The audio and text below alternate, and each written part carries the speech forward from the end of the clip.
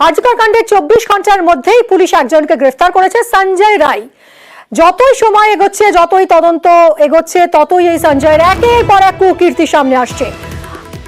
বধূ নির্যাতনের অভিযোগ রয়েছে এই সঞ্জয়ের বিরুদ্ধে। 2022-এ বিয়ের পর থেকে স্ত্রীকে মারধর করে, তার অত্যাচারে বাড়ি ছাড়েন ক্যান্সার আক্রান্ত স্ত্রী। কালীঘাট থানার বিরুদ্ধে নিষ্ক্রিয়তার অভিযোগ।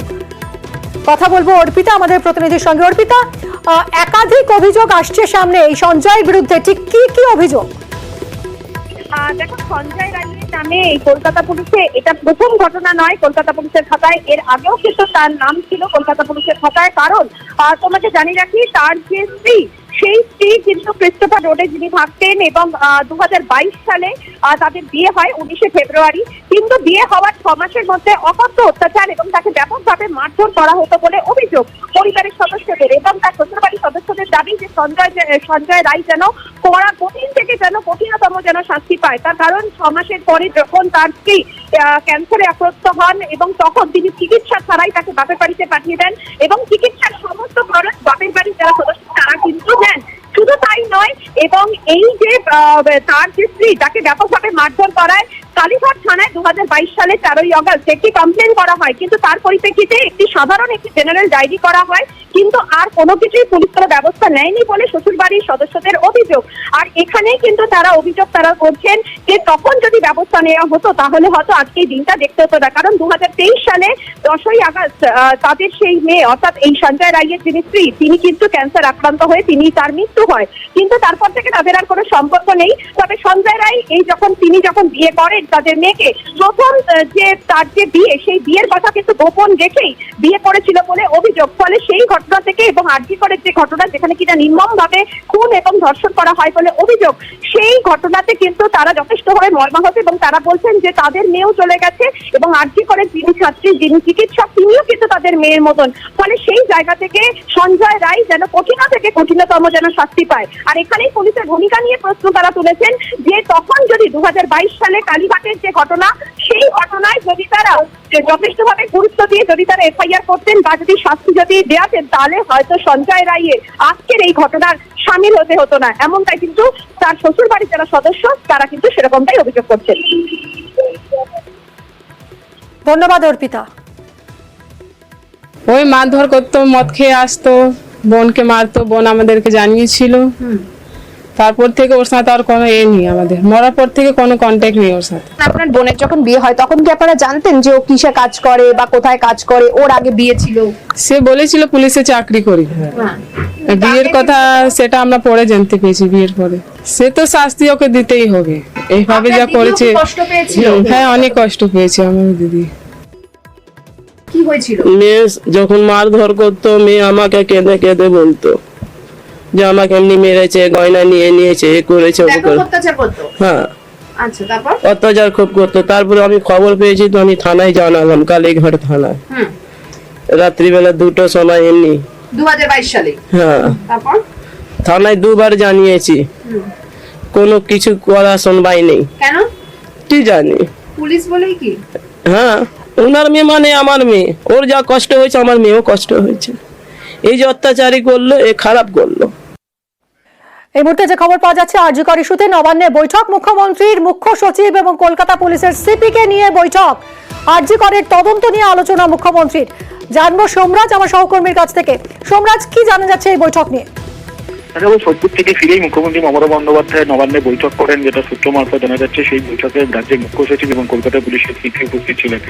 যেটা সূত্র মারফত জানা যাচ্ছে যে আরজিকর ইস্যু নিয়েই মুখ্যমন্ত্রী মমতা বন্দ্যোপাধ্যায় আলোচনা করেন। পাশাপাশি বিভিন্ন জেলায় জেলায় যে সরকারি হাসপাতালে কর্মবিরতি চলছে, জুনিয়র ডাক্তারদের ডাকে কর্মবিরতি চলছে, তা নিয়েও পর্যালোচনা করেন মুখ্যমন্ত্রী মমতা বন্দ্যোপাধ্যায় এবং কলকাতা পুলিশের সিপির সঙ্গে গোটা তদন্ত নিয়েও আলোচনা করেন বলেও সূত্র মারফত জানা যাচ্ছে।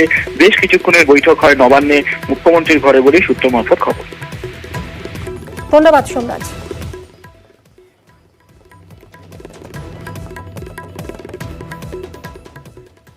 আরজিকরের নৃশংসতায় অপরাধীর ফাঁসি চান মুখ্যমন্ত্রী মমতা বন্দ্যোপাধ্যায়। আরজিকরের অপরাধীর ফাঁসি চান তিনি। ফাস্ট ট্র্যাক কোর্টে বিচার হোক, দাবি মুখ্যমন্ত্রীর।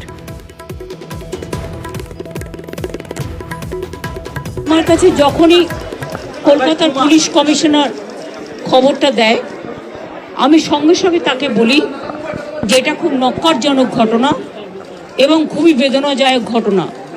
যেই জড়িত থাক তাকে ইমিডিয়েট শাস্তি দিতে হবে এবং আমরা চাই এই কেসটা ফাস্ট ট্র্যাক কোর্টে হোক। ফাস্ট ট্র্যাক কোর্টে হলে জুডিশিয়াল প্রসেসটা তাড়াতাড়ি হবে এবং তাতে আমরা ফাঁসির দাবি জানাবো। আরজিকরের এই ঘটনায় আজ পুলিশকে ডেডলাইন দিয়েছেন মুখ্যমন্ত্রী মমতা বন্দ্যোপাধ্যায়। রবিবার পর্যন্ত যদি তদন্তের কিনারা না হয় তাহলে সিবিআইকে তদন্ত ভার দেওয়া হবে। আমি চাই পুলিশ যত তাড়াতাড়ি সম্ভব দোষীদের গ্রেপ্তার করবে। আর রবিবার পর্যন্ত যদি তারা কুল কিনারা করতে না পারেন, কারণ ভেতরেও তো অনেকে আছে, তাহলে এই কেসটা আমরা আমাদের হাতে রাখবো না, আমরা সিবিআইকে দিয়ে দেবো। কিন্তু ওদের সাকসেস রেট খুব কম। তাপসী মালিককে যখন খুন করে হত্যা করা হয় ধর্ষণ করে, আজ পর্যন্ত বিচার হয়নি। নন্দীগ্রামে যখন 14 জন গুলিতে মারা যায় বা 10 জন হারিয়ে যায়, এই কেসগুলো সব সিবিআই এর হাতে ছিল। রিজিয়াউনের কেসও ছিল, একটা কেসেরও বিচার হয়নি। কিন্তু তবু মানুষের স্যাটিসফ্যাকশনের জন্য যদি কেউ ভাবতে পারে যে পুলিশ ঠিক মতো করতে পারছে না। আজ নির্যাতিতা ডাক্তারের বাড়িতে, নিহত ডাক্তারের বাড়িতে যান মুখ্যমন্ত্রী মমতা বন্দ্যোপাধ্যায় এবং সেখান থেকেই অপরাধীর ফাঁসির কথা বলেছেন তিনি। ফাঁসি চান মুখ্যমন্ত্রী। মুখ্যমন্ত্রীর কাছে একই আর্জি পানিহাটির স্থানীয় বাসিন্দাদেরও। পৃথিবীতে এই জায়গায় আমরা যেন ভালোভাবে চলতে পারি, যেন আমাদের কোনো রকম কোনো ভয় বিপদ না থেকে আমরা যেন রাস্তাঘাটে চলতে পারি। দিদি আজকে এসছে, দিদি যা বিচার নেবে তাই আমরা তাই মেনে নেব। কিন্তু সে কোনো মায়ের কোল থেকে যেন এরকম কোনো মেয়ে আর যেতে না হয়, এইরকম দিদি বিচার করুক। আমরাও তো একটা সন্তানের মা না, আজকে ওনার হয়েছে, উনি বুঝতে পারছে সেই জায়গাটা কি হচ্ছে। ভবিষ্যতে যেন কোনো ছেলে মেয়ে কারোরই কোনো মায়ের যেন কোল খালি না হয়। আরজিকরের নিহত ডাক্তারের বিচারের দাবিতে ফুঁসছে গোটা দেশ। এই মুহূর্তে মিছিল হচ্ছে কলেজ স্কোয়ার থেকে আরজিকর পর্যন্ত। আরজিকরের ঘটনার প্রতিবাদে ডাক্তারি পড়ুয়া, সিনিয়র ডাক্তার, নাগরিক সমাজের মিছিল। বিশ্বজিৎ আমাদের প্রতিনিধি সরাসরি রয়েছেন এই মিছিল থেকে। বিশ্বজিৎ, সাধারণ মানুষও কি আজ এই মিছিলে পা মিলিয়েছে? কি মূল স্লোগান কি উঠছে এই মিছিল থেকে? একদমই ভাই, এই ছাত্রদের যে মিছিল, সেই ছাত্রদের মিছিল আমরা দেখাবো যে ছাত্রদের সেই মিছিল এবং সেই ছাত্রদের মিছিল যেটা আরজিকর হাসপাতালের দিকে যাচ্ছে এবং আরজিকর হাসপাতালের দিকে এই ছাত্রদের মিছিলে যেমন ছাত্ররা রয়েছে তেমনি সাধারণ মানুষ তারাও এই মিছিলে বিভিন্ন জায়গা থেকে আমরা দেখছি যে চিকিৎসকেরা, ছাত্ররা, যারা জুনিয়র ছাত্র তারা যেমন রয়েছে, সিনিয়র যারা ছাত্র যারা চিকিৎসক তারা যেমন রয়েছেন এবং এই ছাত্রছাত্রীরা তারা বিভিন্ন কলেজ বিশ্ববিদ্যালয় ছাত্রছাত্রীরাও যারা চিকিৎসক পড়ুয়া নয় তারাও সামিল হয়েছে। অর্থাৎ সব মিলিয়ে আজ ছাত্রদের প্রতিবাদ, কর্মক্ষেত্রে তাদের যে সুনিশ্চয়তা, সেই সুনিশ্চয়তার দাবিতে তারা এই আন্দোলন। আজকের এই যে পদযাত্রা, সেই পদযাত্রায় কি দাবি? মূলত আমাদের যা দাবি ছিল সেই একই দাবি আছে। এই একই দাবি নিয়ে আমরা আজকে আরজিকরে যাচ্ছি। এখান থেকে শ্যামবাজার থেকে আমরা আরজিকরে যাচ্ছি। এই ঘটনায় দোষীদের উপযুক্ত শাস্তি তো রয়েছে, পাশাপাশি যে সবার ক্ষেত্রে, সব ধরনের পেশার ক্ষেত্রেই যে একটা কর্মক্ষেত্রে সুনিশ্চয়তা, নিরাপত্তা, সেই দাবিটাও তো উঠে আসছে। হ্যাঁ, সেই দাবিও আছে আমাদের। সেগুলো আমাদের ডিমান্ড লিস্টেই ছিল। ওটা আপনারা দেখতে পাবেন, ডিমান্ড লিস্টেই আমাদের সব দাবি ছিল। তার মধ্যে এগুলোও একটা। নিরাপত্তাটা অবশ্যই জরুরি। শুধুমাত্র চিকিৎসক সমাজ নয়, তার সঙ্গে সাধারণ অনেকেও এই মিছিলে হাজির হয়েছে। আমরা দেখছি যে প্রতিবাদটা ক্রমশ যেন জোরালো হচ্ছে, বড় হচ্ছে। আজকে এটা নাগরিক মিছিল, এটা শুধু মেডিকেল স্টুডেন্টদের জন্য মিছিল না। এই মিছিলটা নাগরিক মিছিল, এটাতে আমরা সবাইকে ওয়েলকাম করেছি, তার জন্য আজ মিছিলটা এত বেশিভাবে সাকসেসফুল। আমরা দেখছি যে শুধুমাত্র যারা চিকিৎসক, যারা সিনিয়র চিকিৎসক, তারাও যারা বিভিন্ন জায়গায় প্রতিষ্ঠিত, তারাও সামিল হয়েছেন। হ্যাঁ, তারা যে সামিল হয়েছে সেটা নিজের ইচ্ছাতেই সামিল হয়েছে।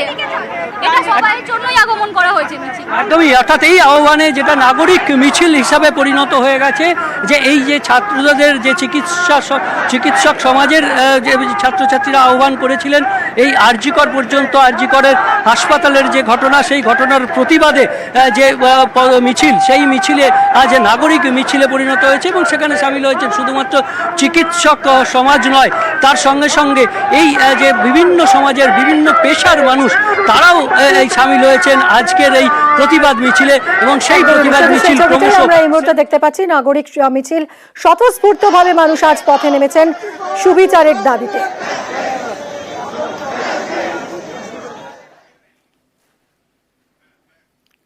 তরুণী ডাক্তার খুন ধর্ষণের প্রতিবাদে পুরুলিয়া মেডিকেল কলেজেও কর্মবিরতি। আমরা আপনাদের দেখাচ্ছি সব সরকারি কলেজগুলো এবং বেসরকারি কলেজেও কর্মবিরতির ডাক দিয়েছেন ডাক্তারি পড়ুয়ারা, জুনিয়র ডাক্তাররা। এই মুহূর্তে যে ছবি দেখছেন পুরুলিয়া মেডিকেল কলেজ, সেখানেও কর্মবিরতি। কর্মবিরতিতে সব ডাক্তারি পড়ুয়া। পুরুলিয়া মেডিকেল কলেজে বন্ধ পড়াশোনা, জরুরি বিভাগেও কাজ বন্ধ জুনিয়র ডাক্তারদের। বিক্ষোভকারীদের সঙ্গে আজই বৈঠক প্রশাসনিক কর্তাদের।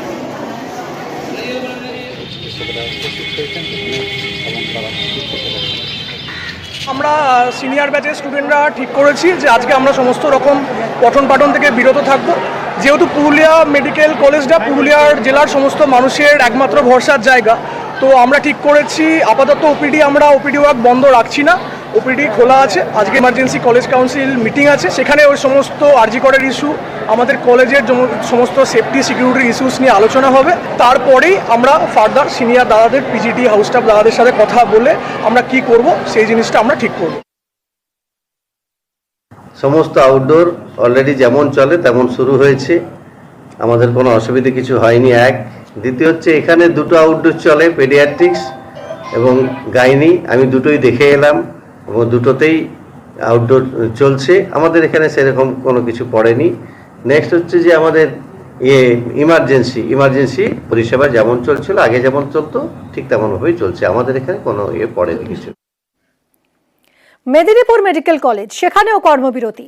জুনিয়র ডাক্তারদের নিরাপত্তার দাবি, আরজিকরের ঘটনায় প্রতিবাদ আন্দোলন।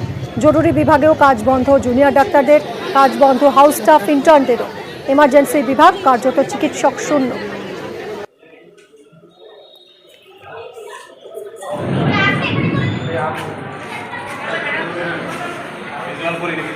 আজকে ওপিডি আর নন এমার্জেন্সি সার্ভিসেস সবগুলো বন্ধ থাকবে।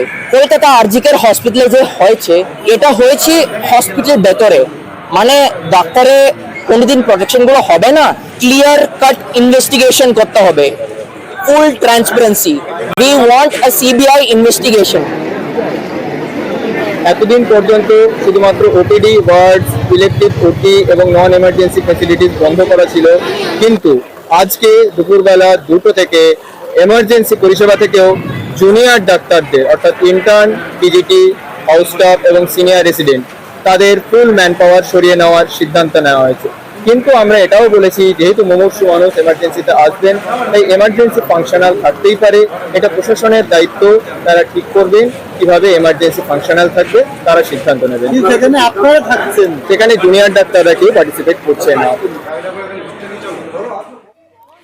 দিকে দিকে প্রতিবাদের ঢেউ। বিক্ষোভ মিছিল হয়েছে বারাসাতেও, Barasat medical college. Barasat medical college থেকে মিছিল, বিক্ষোভ মিছিলে ডাক্তার, নার্সরা। নিরাপত্তার দাবিতে হয় এই বিক্ষোভ মিছিল।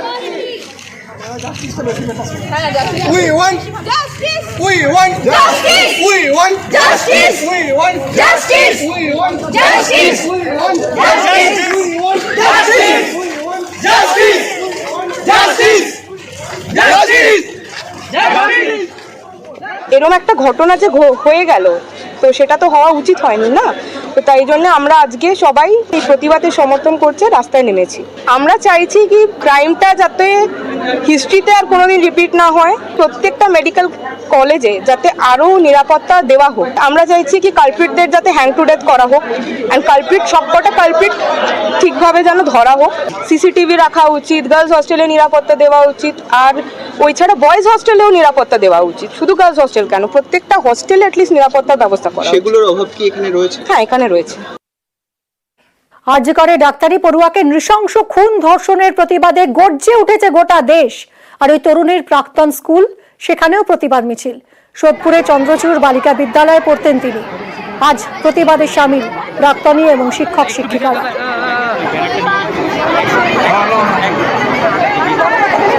যখন শুরু হবে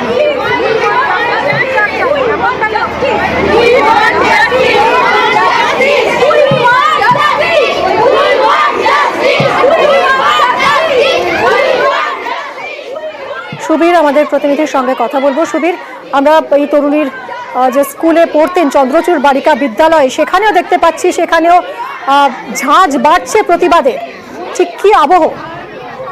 দেখো, একদমই ঠিক। এই ডাক্তারি ছাত্রী যে স্কুলে তার পঠন করতেন, অর্থাৎ সোদপুর চন্দ্রচূড় বালিকা বিদ্যাপীঠ, সেই বিদ্যাপীঠে আজকে যারা পড়ুয়া রয়েছেন তারা কিন্তু প্রতিবাদ জানাচ্ছেন এবং তারা ছাত্রীদের পাশাপাশি যারা শিক্ষিকা রয়েছেন এবং আপামর এলাকার যারা মানুষ রয়েছেন তারা কিন্তু আজকে এই প্রতিবাদ মিছিলে সামিল হয়েছেন এবং তাদের একটাই দাবি যে এই যে স্কুলের যে ছাত্রী ছিল, যথেষ্ট মেধাবী ছাত্রী ছিল স্কুলের এবং প্রত্যেকের সঙ্গে কিন্তু সম্পর্ক খুব ভালো ছিল, এমনটাই জানাচ্ছেন স্কুলের শিক্ষিকারা। এবং তারা কিন্তু প্রত্যেকে চাইছেন যে কঠোর থেকে কঠোরতম শাস্তির দাবি তারা জানাচ্ছেন এবং দোষীদের যাতে উপযুক্ত শাস্তি হয় এবং ফাঁসির দাবি জানাচ্ছেন তারা, এমনটা যাতে আগামী দিনে কোনো রকম কোনো মায়ের কোল যেন খালি না হয় এবং কোনো নারীদের প্রতি যেন এই ধরনের কোনো রকম কোনো ঘটনা না ঘটে, এই নিয়ে কিন্তু আজকে যেমন ছাত্রীরা যেমন সরব হয়েছেন, পাশাপাশি স্কুলের শিক্ষিকাও যারা রয়েছেন তারাও কিন্তু এই ঘটনায় সরব হয়েছে এবং সেই জন্যই কিন্তু তারা প্রতিবাদ মিছিল আয়োজন করেছিলেন।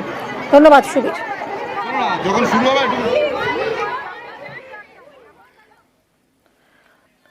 আরজিকর নিয়ে এই তোলপাড়ের মধ্যেই রায়গঞ্জে কটূক্তির ঘটনা। রায়গঞ্জ হাসপাতালের 3 মহিলা ডাক্তারকে কটূক্তির অভিযোগ, জুনিয়র মহিলা ডাক্তারের সঙ্গে অভব্য আচরণের অভিযোগ। এই কটূক্তি নিয়ে রায়গঞ্জ মেডিকেল ক্যাম্পাসে উত্তেজনা ছড়ায়। মুক্তা আমাদের প্রতিনিধি রয়েছেন। মুক্তা, ঠিক কি অভিযোগ উঠছে?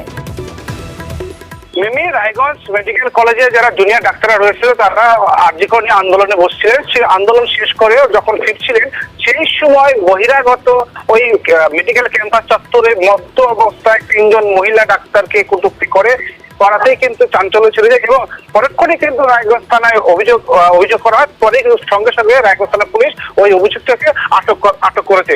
তবে বিষয়টা হচ্ছে যে তারা দাবি করছেন যে আরজিকরে এরকম ঘটনা ঘটেছে, পাশাপাশি রায়গঞ্জে যারা ডাক্তাররা রয়েছে তাদের নিরাপত্তা কোথায়, তাদের সিকিউরিটি কোথায়, এবং আরো গুরুতর অভিযোগ যেটা জানাচ্ছেন যারা প্রত্যক্ষদর্শী ছিলেন, রায়গঞ্জ মেডিকেল চত্বরে এবং রায়গঞ্জে বিভিন্ন জায়গায় মদ্যপান করে কিন্তু মেডিকেল কলেজ চত্বরে কিন্তু ঘোরাফেরা করা হয় এবং তারা কিন্তু মহিলা ডাক্তার বা যারা চিকিৎসা করতে আসে তাদেরকে কিন্তু এরকম কটূক্তি করা হয় বলে অভিযোগ। তবে এই বিষয়ে রায়গঞ্জ থানার কঠোর পদক্ষেপ গ্রহণ করা হয়েছে বলে পুলিশ সূত্রের খবর। পরে এই ঘটনা কেন্দ্র করে এবং মহিলা যারা ডাক্তার রয়েছে আরো কিন্তু আতঙ্কিত হয়ে পড়ছে। তবে যে ঘটনা ঘটেছে তার শাস্তি দাবি করেছে বলে জানাচ্ছি। ধন্যবাদ মুক্তা। यहाँ पे हम कैंटीन में खाने आए थे, कुछ तो बाहर खड़े थे, तो वहाँ पे एक आदमी आया ड्रंकन मैन, और वो हमें कुछ बोल रहा था ऐसे अब्यूजिव वर्ड, ऐसा होना ये सब करके। यहाँ पे तो बिल्कुल सिक्योरिटी नहीं है, बिल्कुल भी हमारा कोई सिक्योरिटी नहीं है, कुछ भी नहीं है। हम चाहते हैं कि एटलीस्ट हमारा सिक्योरिटी हो, उधर जो अब्दुल घाटा वाला कैंपस है वहाँ पे कम से कम अच्छे गार्ड हो, वहाँ पे हमारा हॉस्टल में सिक्योरिटी दिया जाए हमें। ঘটনা আমি সুন্দর টুকুতে নামাচ্ছি, আমার পিছনে মেয়ে দুটা দাঁড়াইছে, দাঁড়ায় দেওয়ার পরে একজন নিশা খাইছে না কি করছে, ওদেরকে হুমকি দিচ্ছে, হুমকি দিলে পরে মেয়ে দুটা পিছাই যাচ্ছে, ও আরো আগাই যাচ্ছে ওদেরকে মারার জন্য। মহিলাদেরকে হুমকি দেখাচ্ছে, কি বলছে কি দেখে নিবো, হ্যান করবো ত্যান করবো। আমরা চাচ্ছি এগুলো যাতে বন্ধ হয়, এগুলো যেন মদ মাতাল যেন হাসপাতালের মধ্যে মেয়েদের সুরক্ষা যেন আমরা চাই।